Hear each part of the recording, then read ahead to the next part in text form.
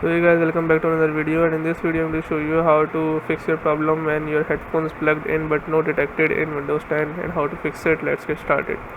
First, what you need to do is type troubleshoot in your search menu and then click on troubleshoot settings. Here click on additional troubleshooters, and then here what you need to do is click on playing audio. Click on run the troubleshooter and it will automatically detect the problems and will try to fix it. Hopefully your problem solves, and if your problem still occurs, so make sure to comment down below so we can bring a detailed guide on this video. Alright, that's it for today's tutorial.